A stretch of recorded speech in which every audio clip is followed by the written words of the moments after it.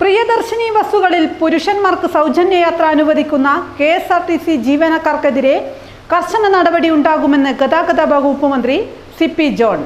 പ്രിയദർശിനി സൗജന്യയാത്രാ പദ്ധതി KSRTCയുടേതല്ല, മറിച്ച് സർക്കാരിന്റെ സ്ത്രീ ശാക്തീകരണ പദ്ധതിയാണെന്ന് ഗതാഗത മന്ത്രി CP ജോൺ വ്യക്തമാക്കി.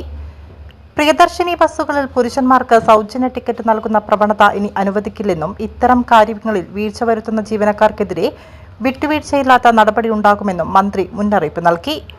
ഉത്സവകാലങ്ങളിലെ യാത്രാ തിരക്ക് പരിഹരിക്കാൻ സ്വകാര്യ വ്യക്തികളിൽ നിന്ന് ബസ്സുകൾ വാടകയ്ക്കെടുക്കാൻ തീരുമാനിച്ചതായും മന്ത്രി അറിയിച്ചു.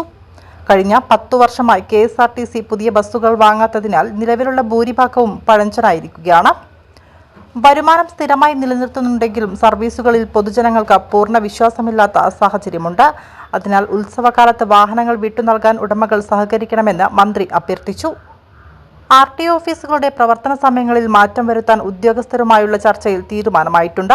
ഉച്ചയ്ക്ക് 1 മണിക്ക് ശേഷം ഓഫീസുകൾ പ്രവർത്തിക്കാത്ത അവസ്ഥയ്ക്ക് ഇതോടെ പരിഹാരമാകും. ദൂരസ്ഥലങ്ങളിൽ നിന്നെത്തുന്ന പൊതുജനങ്ങൾക്ക് 4 മണി മുതൽ 5 മണി വരെയുള്ള സമയത്ത് ഉദ്യോഗസ്ഥരെ നേരിട്ട് കണ്ട് കാര്യങ്ങൾ വിശദീകരിക്കാം. പൊതുജനങ്ങൾക്ക് ഏറെ ആശ്വാസകരമാകുന്ന തീരുമാനമാണിതെന്നും മന്ത്രി കൂട്ടിച്ചേർത്തു. അതിൽ അബദ്ധത്തിന് കുറച്ച് ദിവസം കൊടുത്തിരുന്നു, അങ്ങനെയുണ്ടല്ലോ, പുതിയൊരു കാര്യമല്ലേ. ഇനി അബദ്ധമാണോ അല്ലേ എന്നുള്ളത് നോട്ടമില്ല, ഉടനെ സസ്പെൻഷൻ ആയിരിക്കും. ഞാൻ മാധ്യമങ്ങളോട് അഭ്യർത്ഥിക്കുകയാണ്, ഇത് അങ്ങേയറ്റം പോപ്പുലറായിട്ടൊരു പ്രോജക്റ്റാണ്, പദ്ധതിയാണ്. ഇത് KSRTCയുടെ പദ്ധതിയല്ല, ഇത് സ്ത്രീ ശാക്തീകരണ പദ്ധതിയാണ്.